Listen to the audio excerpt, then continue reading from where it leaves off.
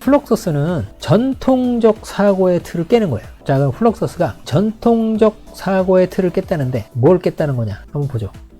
르네상스 이래로 고전 미술은 무엇을 추구했어요? 완벽한 아름다움을 추구했어요.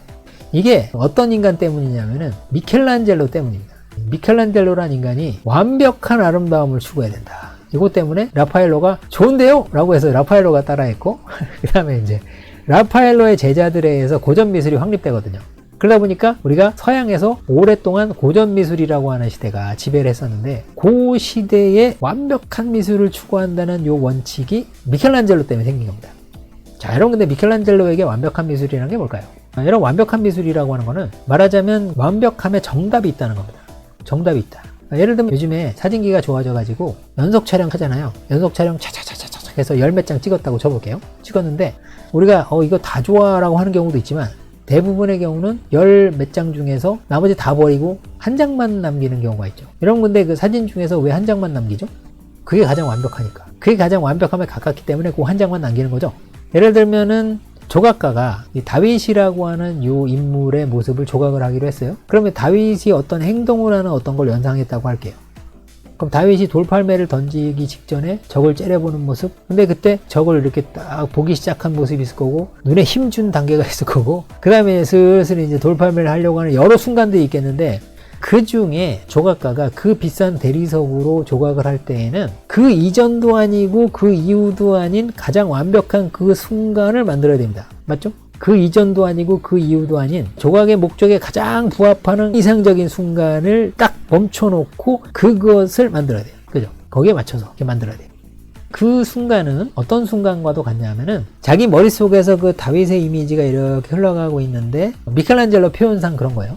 작품이 진짜 멋진 걸작이 나온다는 게 뭐냐면은 신이 그 순간을 손으로 탁 찍어주고 간다는 거예요. 신이 오셔서 그 순간을 여기다 딱 이렇게 찍어주고 간다는 거예요. 그러면 알겠습니다. 그러면서 그 순간을 예술가는 조각을 하는 거죠. 근데 미켈란젤로가 뭐라고 주장했냐면 그게 개나 소나 오는 줄 아냐? 이런 거죠.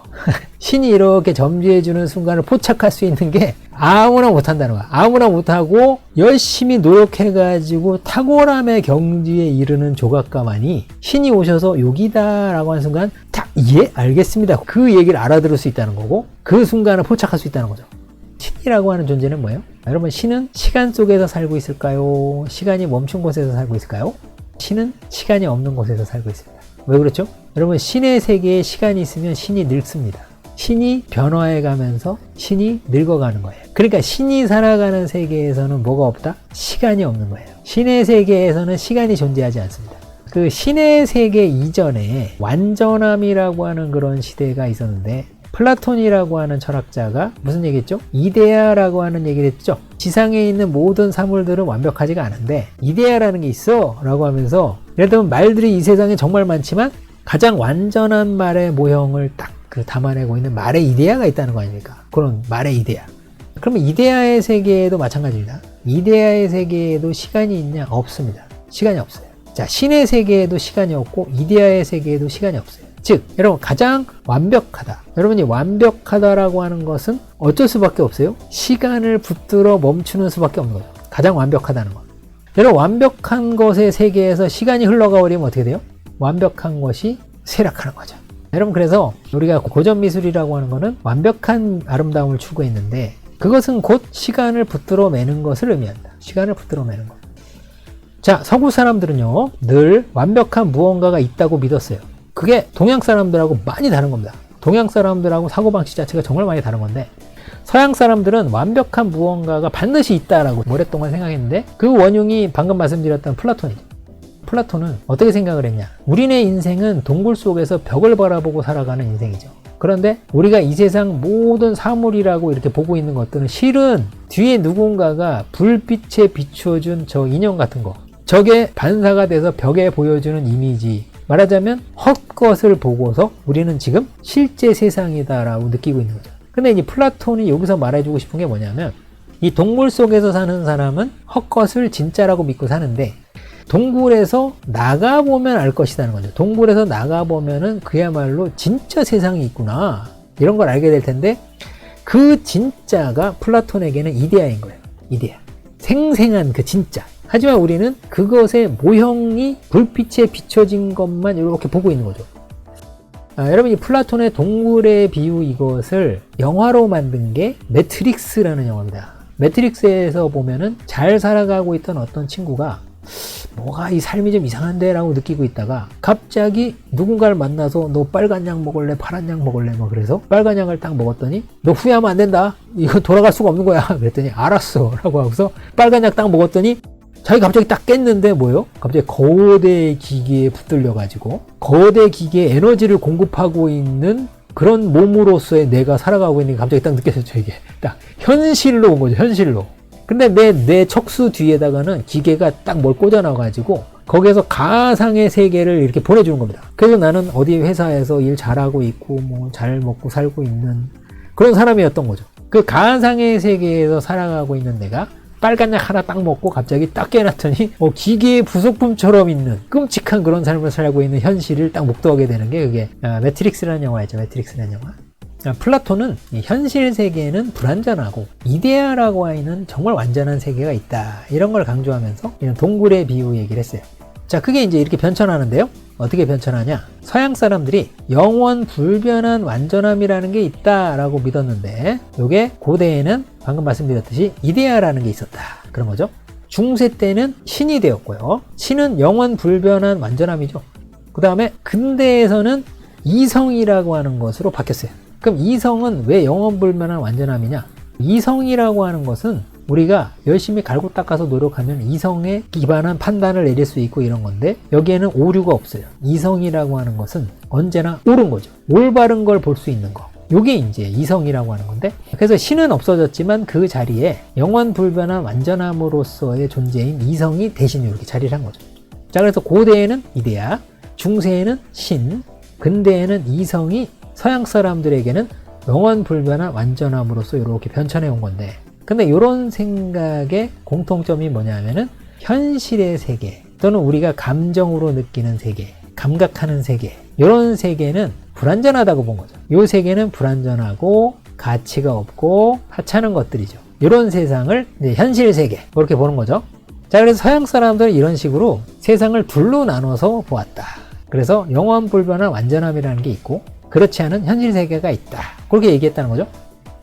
자, 그런데 이런 생각을 박살낸 철학자가 등장했으니 그 사람이 누구냐면은 니체입니다. 여러분, 그 니체라는 사람은 정말 유명하죠.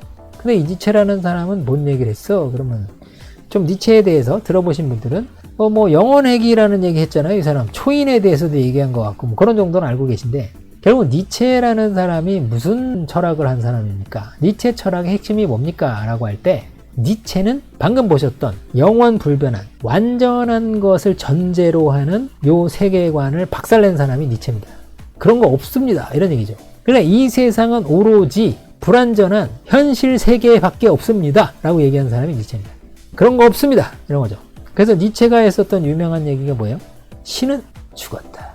여러분, 이때 신은 죽었다라고 니체가 얘기한 바의 핵심은 뭐냐면은 방금 보셨던 고대 이데아, 중세 신, 근대 이성, 이렇게 얘기하는 거 있죠.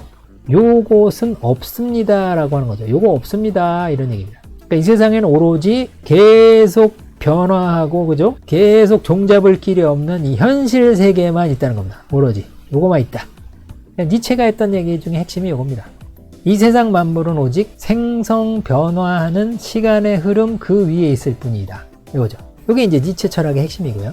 그래서 여러분, 20세기에 등장하게 된 그런 여러 철학들, 문화예술들, 이런 것에 가장 강력한 영향을 미친 그런 사상가 한 명만 꼽아봐. 그러면 단연 니체라고 할 수 있어요. 그러니까 우리가 전통적인 생각을 부수고 현대적인 생각이라는 게 만들어질 수 있게 된 데에는 이러한 영원 불변한 무엇인가가 그래도 있겠지라고 하는 어떤 그런 생각을 깨야 이제 현대적인 생각이 가능한 거거든요. 요걸 가능하게 해준 사람이 바로 니체다, 그렇게 얘기해 볼 수 있어요. 모든 것들이 생성 변화한다 그러면은 조금 아쉬운 것도 있어요. 뭔 얘기냐? 여러분, 우리가 그래도 뭔가를 노력을 하면은 정답이라는 게 있지 않을까, 뭐 그런 고민을 하죠. 그래서 내가 열심히 노력하면은 나에게 딱 맞는 어떤 그런 완전한 삶이라는 게 있지 않을까? 여러분, 사실 우리가 살면서 그런 게 있으면은 위안이 되고 목표도 세워지고, 그래서 우리가 노력하게 돼요. 완전한 내가 돼야지 라고 하면서 이렇게 노력하게 되겠죠.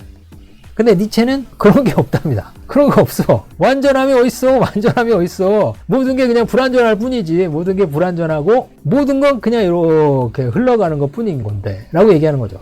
아니 그래도 완벽하다는 것에 가까워지거나 그런 걸 위해서 우리가 노력하는 게 아닐까요? 그러니까 그런 어떤 노력하는 삶이나 이런 거에 대해서까지 폄하하는 건 아닌데 그 완벽함이라고 하는 것 자체는 이 세상에 없다. 단언합니다. 니체가. 그러니까 우리는 많은 상실감을 느끼겠죠. 그 중에 그래도 나보다는 어마어마무시하게 대단하신 어떤 존재가 있어서 내가 그 존재에 의지하고 좀 기도 좀 하고 이러면은 의지가 좀 되고 좋지 않습니까? 없어. 이런 얘기죠. 없어. 그런 존재 없어. 아니 그러면 내가 그 워낙 기댈 데가 없네요? 맞아. 그런 얘기죠. 니체가 하는 얘기가 그겁니다. 진짜 아쉽게도 기댈 곳은 없어. 그런 얘기죠. 기댈 곳이 없어. 이 너무나 허무하고 공허한 이 세상에서 두 발로 서야 되는 거죠. 두 발로 서야 되는 거야. 이게 니체가 얘기하는 거죠. 그래서 니체의 철학은 무엇에 기반하고 있냐면 절대적인 허무에 기반하고 있는 거예요. 근데 우리는 이 절대적인 허무를 받아들이기 싫어서 발버둥 치지만 발버둥 치고 발버둥 치면은 결국 어떤 삶으로 딱 귀착하게 된다고 하냐면은 니체는 노예의 삶으로 귀착한다. 이렇게 얘기했어요. 그럼 노예의 삶이라는 게 뭐냐? 이 노예의 삶이라는 거는 억울해하는 삶이다. 억울해하는 삶. 이 세상 모든 게 억울하죠. 억울하고 남들을 질투하고 그 다음에 나는 뭐 잘 나갈 길은 없을 것 같으니 남을 깎아내리고 투덜거리고 이런 삶을 말하는 겁니다. 그러니까 내가 그 허무를 받아들이고 내 두 발로 서는 순간 그때부터는 어떻게 바뀌냐면은 노예가 아닌 자유인이 되는 거죠. 이 허무를 그 끝까지 끌어안을 수 있을 때 비로소 나는 홀로 서는 겁니다. 그래서 이 세상이 진짜 아무것도 없다는 그 극한의 허무를 발을 딱 딛고서 그 다음에 나다움을 찾아가는 거죠. 네. 니체가 주장하는 바가 그겁니다. 나다움을 찾아가는 거죠. 여러분 이 생각이 그 뒤에 20세기를 살아간 사람 모두에게 대단히 큰 영향을 미쳤습니다. 자, 그래서 만약에 그 절대적인 완벽함 그런 게 없어지면 어떻게 될까요? 여기 이제 아기가 앉았다가 서서 그죠? 점점 이렇게 자라죠. 우리의 삶이라고 하는 게 단 한순간도 멈춘 적이 있느냐? 없죠? 그래서 이 니체라고 하는 사람의 어떤 이런 생각들을 열렬히 추종하는 머추너스라는 사람도 그런 이제 사람 중에 하나였던 거죠. 그러면서 삶은 모든 것이 생성 변화하는 거죠. 시간의 흐름 속에서 생성 변화하는 그런 중에 있는 그런 것이다. 그러면 예술이라고 하는 것이 삶을 반영해야 된다고 할 때 그렇다면 작품을 만들어선 안 된다. 그런 결론에 도달하는 거죠. 작품은 어떤 식으로든 만들어지는 그 순간부터 삶의 진실에서 멀어지니까. 그렇죠? 이게 이제 플럭서스의 생각입니다.